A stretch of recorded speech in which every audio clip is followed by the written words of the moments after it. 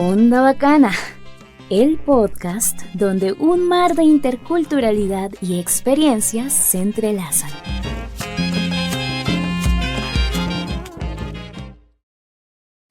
Bueno, seguimos aquí en Onda Bacana con William Bastidas. Pues nuestro querido William, que conocemos de Latinotopía, estamos en nuestras charlas hablando sobre su vida en Colombia y pues ahora seguimos adelante. William, ¿cómo estás? Muy bien, muy contento de estar acá en tu espacio. Tu concepto que lo haces en diferentes capítulos es muy importante a los que están viendo, que vean el primero, que vean el segundo, que vean el tercero, que vean todos, porque así pueden de verdad como tener el hilo de la historia, ¿no? Tú presentas tus capítulos como si fueran capítulos de un libro y obviamente lo más rico de un libro es cuando tú te lees todos los capítulos y así tienes una visión completa de los personajes, de las historias y todo, sí. Así que están todos invitados tienen que, si entraron a entonces se van para el primero, lo escuchan, lo ven, y luego se van para el tercero y así sucesivamente. Muchísimas gracias por esta invitación, William. Pues precisamente William es mi mentor, yo le llamo mi mentor. Él es el que me ha ayudado me ha formado un poco para entrar a este mundo del podcast y de los vídeos y de las entrevistas. Muchísimas gracias, William, por aceptar. Te he dado aportes, pero... por ayudarme a crecer en este medio tan lindo. Y como dices tú, vayan a ver los capítulos que cuentan historias de vida bacanas, como la de William Bastidas, que estamos ahora aquí con él. Exactamente. Y pues bueno, William, la vez pasada pues estábamos hablando pues de tu época en Colombia cuando pues eras defensor de derechos humanos, ¿no? Trabajabas como periodista haciendo cosas muy importantes para nuestra sociedad, esa parte de la sociedad que está olvidada, perdida, en situaciones de vida muy difíciles. Entonces tú los estabas ayudando y nos contabas pues las circunstancias que te obligaron a dejar Colombia. De pronto hacemos un pequeño recorderis de ese punto. Sí, yo trabajé varios años en derechos humanos en Colombia. Colombia ha cambiado mucho. Yo creo que la Colombia actual es otra Colombia. Realmente. Hay que darle los créditos al actual presidente y más que al actual presidente, pues es a todo el pueblo colombiano que ha hecho posible ese cambio, porque es una transformación. Ya es otra Colombia la que se está viviendo y es bueno que no dé vuelta atrás, sino que siga evolucionando. Y yo lo digo porque, por ejemplo, cómo se veía a los defensores de derechos humanos en esa época de los 90, en que fueron tantos asesinados.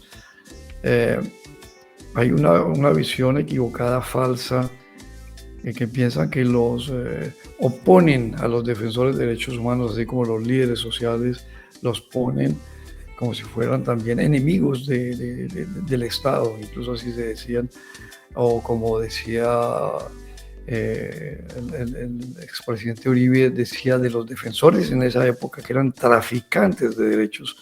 O sea, una afirmación absolutamente brutal, estúpida y sin sentido. Lo decía en momentos en que ponía en riesgo y complicaba más la situación de los defensores. Absurdo, porque los defensores de derechos humanos son precisamente los defensores del derecho del Estado liberal, ¿no? La razón del Estado liberal, los fundamentos son precisamente los derechos humanos, ¿no? Entonces, esas son como contradicciones que la gente, digamos, por la historia de violencia y todo, no ha logrado comprender. Y eso generaba, pues, obviamente, y la situación de conflicto armado generaba una situación de peligro para la gente que está, y aún todavía, ¿no? sobre todo en esa época de grupos paramilitares de las AUC, ¿no? Que hacían el trabajo sucio y asesinaban tantos defensores o tantos personas comprometidas con cuestiones sociales. O sea, realmente eliminando a la gente que hace que una sociedad avance y se transforme, ¿no? Entonces sí, efectivamente yo estuve en esos años hasta que llegó un punto en que realmente era muy difícil, peligroso también para la familia, ¿no? Era muy complicado y también el agotamiento, el cansancio, el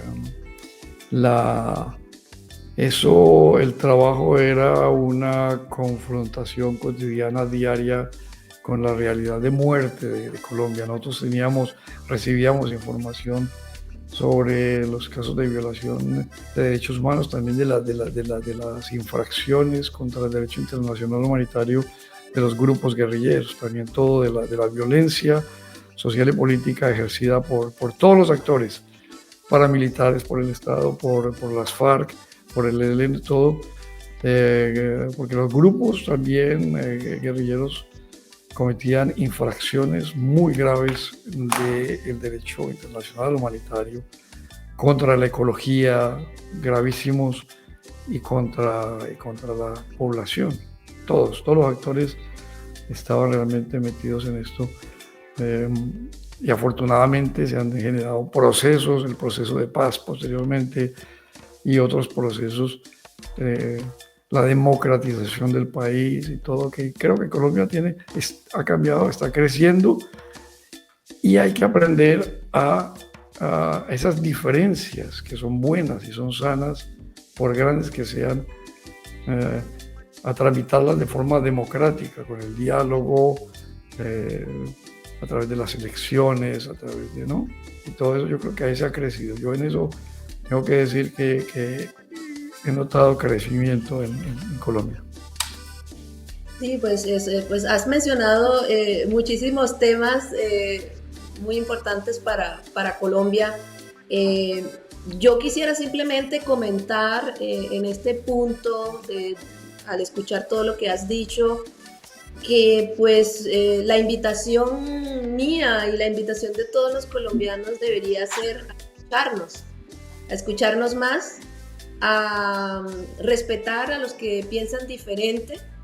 No debe ser un pecado pensar diferente, y que si nosotros no logramos acabar con ese círculo vicioso de violencia que en la actualidad la mayor parte o mucha parte de la población colombiana lo da a través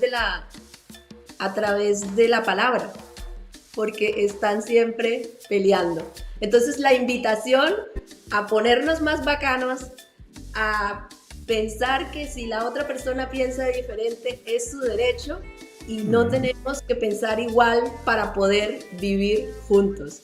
Entonces, William, yo quisiera, porque nuestro espacio es para dedicarlo más a tu experiencia de vida, pasar un poquito a la parte que viene después de tu exilio, pues que tú has dicho que lo has querido tú mismo.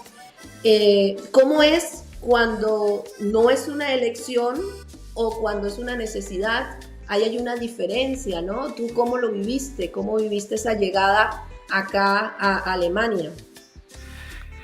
Claro, la migración tiene diferentes caras, es muy distinto si por razones de estudio tú migras, sales del país para estudiar en otro país, que es el caso de muchas personas que conocemos, que tienen la posibilidad, tienen una beca, vienen a estudiar. Esa es una forma de emigrar. Otros por amor, porque conocen a alguien, se enamoran y entonces está la posibilidad de emigrar. Otros por razones económicas, por mejorar su condición económica, migran. Otros que lo hacen de forma también por mejorar su vida, y lo hacen de forma ilegal y van a otro país y se quedan como ilegales, pero que tienen sus razones justas también para mejorar su vida, o por seguridad también lo hacen, o los que hacen por el exilio, ¿no? Como refugiados, en fin, todo eso son distintas formas, ¿no? El caso mío, en el 2002, en octubre del 2002, yo salí, afortunadamente, digamos, de una forma muy privilegiada, porque yo estaba buscando en Colombia, con un compañero del trabajo, por la situación tan difícil, tan peligrosa, tan compleja, y por el agotamiento también, por el agotamiento en un trabajo que es muy desgastador, que decía psicológicamente te afecta mucho, tener que estar confrontado diariamente con la muerte, ¿no? Hay historias, uno a veces llegaba información de la muerte de seres queridos de manera violenta o así, muchos casos, y eso lo afecta a uno también psicológicamente, ¿no? Además del riesgo personal que uno tiene y de experiencias de peligro que uno vive, ¿no? Entonces salí, pero porque yo estaba con ganas de salir, y hablamos con nuestro jefe, compañero, jefe del banco de datos en esa época, y le dijimos que queríamos salir, que quería salir, y que si sabía de algo dentro de Colombia para cambiar de trabajo. En realidad yo quería hacer un cambio dentro de Colombia, ya sea buscar otro trabajo en algo más en educación, algo más, ¿no? Más para descansar un poco, más vital, no tanto confrontarse con la muerte, ¿no? Porque nosotros hacíamos estadísticas de la violencia, de los asesinatos, de los secuestros, del reclutamiento de menores, de las minas, de todo, o sea, todo diariamente, ante un país que estaba tan mal, y tú veías que eso es real, no solamente las cifras, sino que es el sufrimiento real de la gente, ¿no? Y fotos y videos y todo, ¿no? Llegaba información de las comunidades, de las iglesias, de la Cruz Roja, información de todos lados, en fin. Y entonces ahí llegó desde Alemania una pregunta del Centro de Derechos Humanos de Nuremberg, que decían si conocían a alguien que viniera a trabajar en Nuremberg, encargarse como de la parte de contacto y el archivo y todo de América Latina del Centro de Derechos Humanos de Nuremberg, que en esa época estaba muy comprometido con cuestiones de América Latina, el Centro de Derechos Humanos de Nuremberg, ¿no? Tenían un centro de documentación sobre América Latina, ¿no? Entonces estaban buscando a alguien, entonces me dice el jefe, mira, están buscando a alguien. Y la persona que estaba haciendo el contacto era Rainer Hulle, que es una eminencia acá en Nuremberg en términos de derechos humanos, fundador del Centro de Derechos Humanos de Nuremberg, que tiene mucho que ver también con la creación de Memorium, que es una persona supremamente importante en el ámbito de derechos humanos de esta ciudad, y que fue uno de los primeros, digamos, como trabajadores de la oficina de la ONU en Colombia. Y yo lo conocía porque por el trabajo habían reuniones de la oficina de la ONU con miembros de la sociedad civil colombiana, de las organizaciones sociales, y yo asistía a esas reuniones en representación del proyecto en el que estaba, y ahí conocí a Rainer Hulle. Entonces yo dije, bueno, buscan a alguien por 3 años, bueno, está bueno, vamos a hacerlo. Yo ya tenía la experiencia de migración, que no hemos hablado, pero es otro cuento yo había estudiado inglés en Australia 1 año y 2 años de teología en Filipinas, y ya tenía la experiencia de migración, tenía el inglés. Era teólogo y periodista, porque el proyecto de Alemania era medio tiempo con el Centro de Derechos Humanos, trabajar, y medio tiempo con la ESG, que es la pastoral universitaria de la Iglesia Luterana. Entonces yo escribí, mandé la hoja de vida, teólogo, periodista, y aquí se reunieron y dijeron, uy, y con inglés, y dijeron, no, pues este está, ¿no? Había candidatos de Argentina, de México, ¿no? Y dijeron, no, este está súper interesante. Y me conocían también, Rainer, ¿no? Entonces Entonces al poco tiempo dijeron, uy, no, pues vente para Nuremberg, acá vienes. Y yo vine, algo muy interesante que no existe lamentablemente actualmente, es que la iglesia luterana, las agencias de desarrollo de la iglesia luterana, tenían un proyecto en un tiempo que se llamaba el EDD, que era un proyecto de ayuda al desarrollo inverso. Es decir, generalmente Europa envía profesionales, gente como ayuda al desarrollo de los países del sur, ¿no? Ingenieros o periodistas de todo, ¿no? Sí. Para ayudarle al desarrollo, ese término tan polémico, a desarrollarse los países del sur. Y la iglesia luterana, en un concepto muy interesante, dijo, pero bueno, es que nosotros también necesitamos ayuda para nuestro desarrollo. Entonces hicieron un concepto inverso en algunos años y traían profesionales del sur, de la India, de África, ¿no? Médicos, científicos, ¿no? a Alemania para trabajar en determinados proyectos. Había un pedagogo de Senegal que trabajaba en una escuela en Frankfurt am Oder, en la parte, ¿no?, oriental. Había un científico médico de la India que trabajaba en investigación con un hospital en el norte, no recuerdo qué ciudad, y así, muchos. Y entonces a mí me incluyeron en ese proyecto para aportar en el tema de derechos humanos y en el tema de pastoral universitaria acá en Nuremberg, ¿no?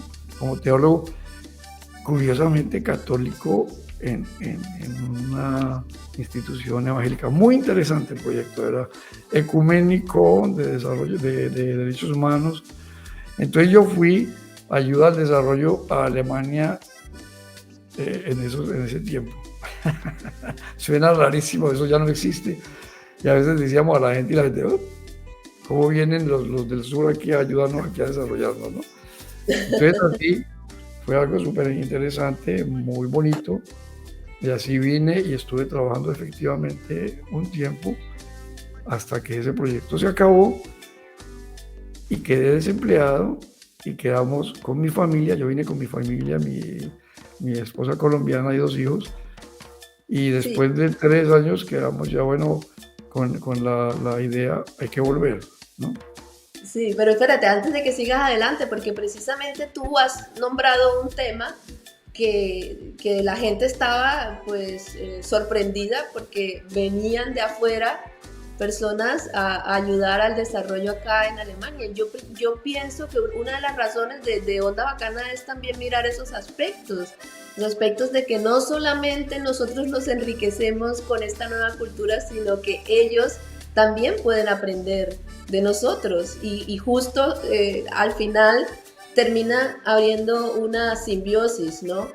Pero bueno. Absolutamente, sí, absolutamente. Eso es algo mutuo y eso hay que insistir en eso siempre que es tanto que se enriquece uno, el que viene, el migrante, en términos, pues, no solamente económicos, en términos de intelectuales, espirituales, lo que sea, pero también el migrante es fundamental, es un aporte fundamental para esta sociedad. Totalmente, y hay que hacérselos entender y también nosotros también valorarnos. Yo creo que muchas personas también se sienten un poquito no tan seguras, pero realmente pueden dar mucho y precisamente la gente que viene aquí a Onda Bacana es la gente que se ha dado cuenta de eso y ha empezado a aportar cosas a este país, a Alemania, o yo también tengo personas de otros países. Tú lo haces con tu Latinotopía, que de eso vamos a hablar más adelante, pero yo me quiero seguir centrando en ti, en tu experiencia personal de persona que llega acá. ¿Cómo vives? ¿Cómo es eso? Ese momento, tú contabas con tu familia, te quedas sin trabajo. ¿Cómo es empezar de nuevo en un país como Alemania?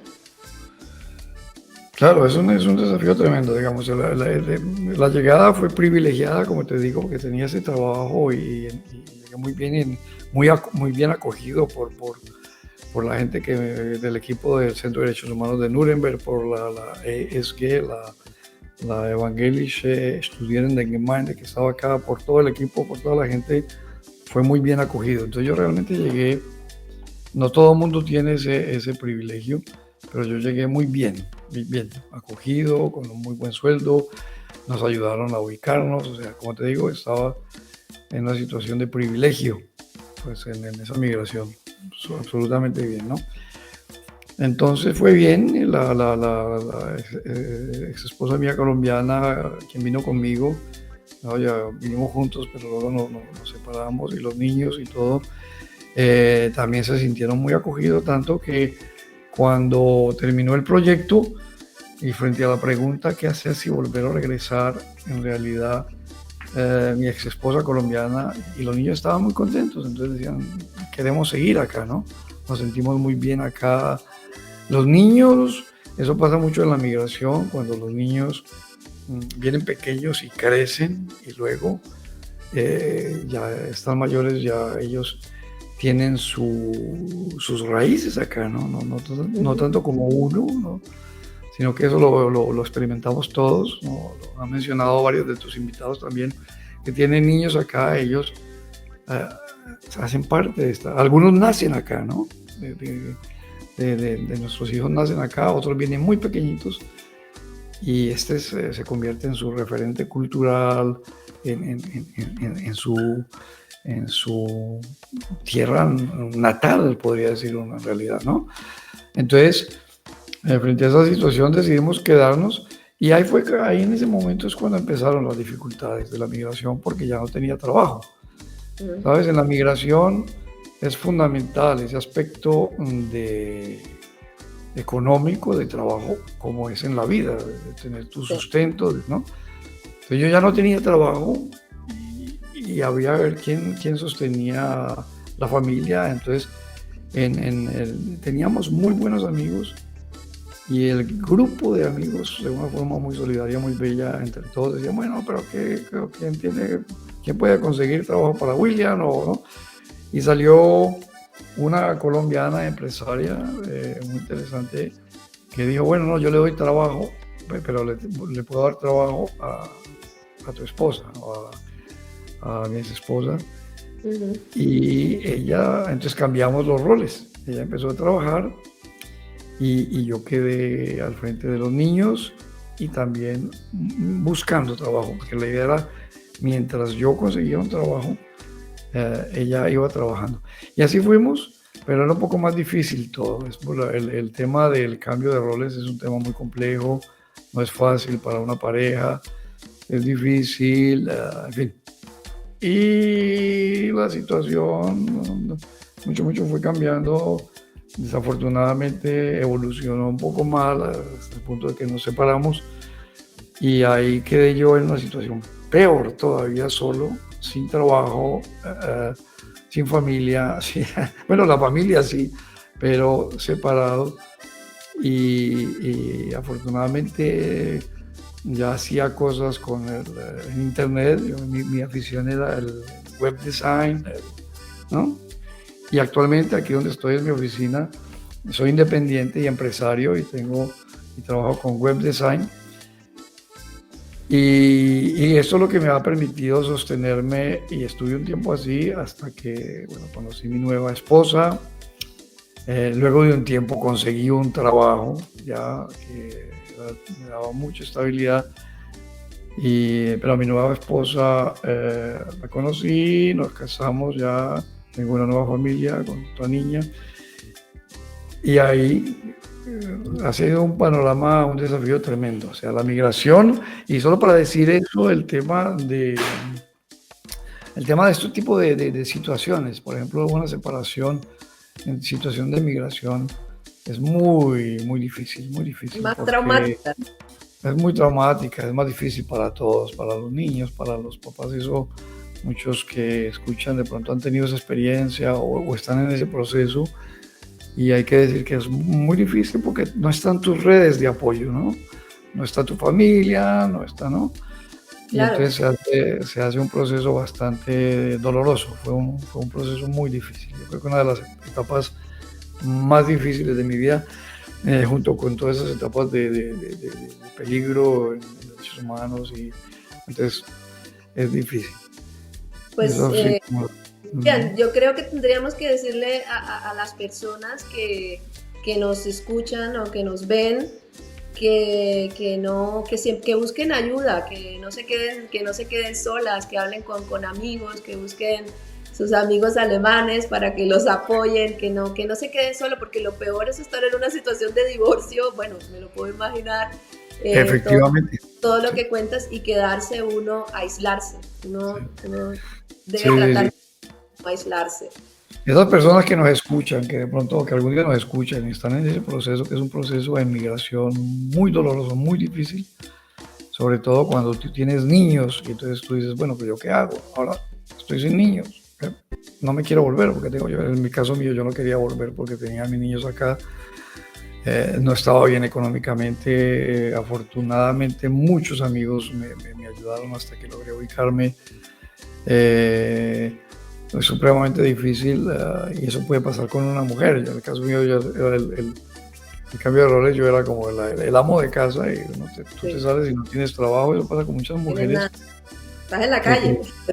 Estás en la calle, pasa con generalmente pasa con la mujer ama de casa que sale y no tiene trabajo. Y está totalmente, pero ahí lo que tú dices es importante. En Alemania hay muchas posibilidades de apoyo. Entonces tienes que tocar puertas, tienes que hablar con gente, tienes que ir a instituciones, tienes que buscar ayuda, y la hay. Las iglesias tienen ayuda, el Estado tiene ayuda, hay posibilidades de ayuda, pero hay que tocar puertas. Cuando pase una situación así tienes que tocar puertas. Hay organizaciones, yo he tenido en el programa organizaciones que están ahí, ¿no? En mi página de internet hay programas, hay organizaciones que están pendientes y tienden la mano, ¿no? ¿Te acuerdas de alguna que podamos decirles?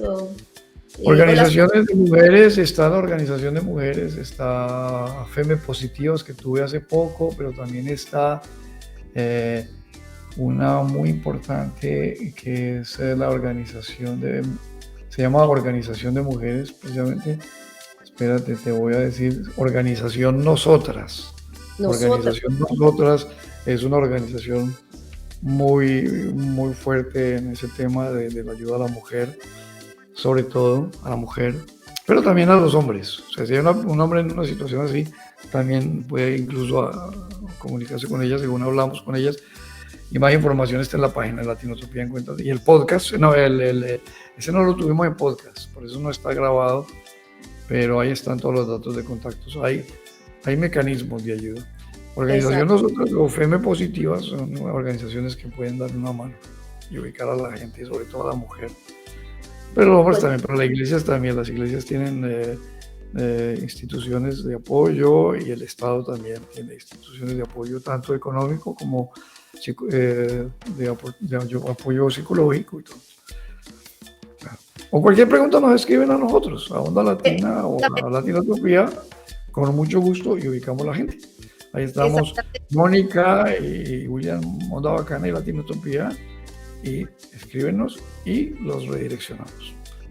Pues precisamente, William, aquí estoy dejando pues tus medios sociales, si quieres los puedes repetir en Instagram. Estás en Instagram, tienes varias páginas web también, ¿no? Claro, ahí tienes Bastidas Web Design, le pusiste 2E, solo con una E.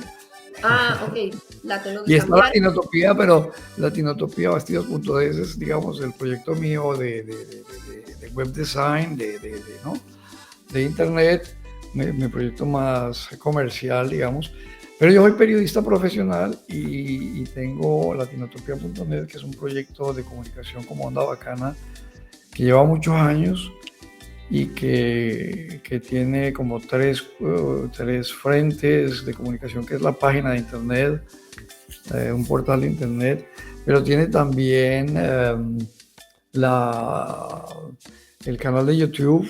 No soy muy fuerte en el canal de YouTube, no estoy tan presente, pero más fuerte es el programa de Radio Latinotopía cada segundo martes del mes de 6 a 7 de la noche por Radio Z, que se puede escuchar también vía live stream por internet, y el podcast que se puede escuchar de cualquier plataforma de internet Latinotopía, en Spotify, en Apple, en Deezer, en cualquier plataforma, y se suscriben y escuchan también historias. Ahí está la historia de Onda Bacana con Mónica para que la escuchen. Y es un proyecto básicamente de comunicación migrante alternativa, ¿no? Entonces, ahí están invitados cordialmente para que lo conozcan. Pues con esa invitación tan amable de tu parte, William, terminamos esta parte de la charla y los invitamos a la siguiente, ¿no? Por favor, encuéntrenos en nuestras redes, encuentren a William en sus redes de Latinotopía y nos vemos pronto, William. Nos vemos. Muchas gracias.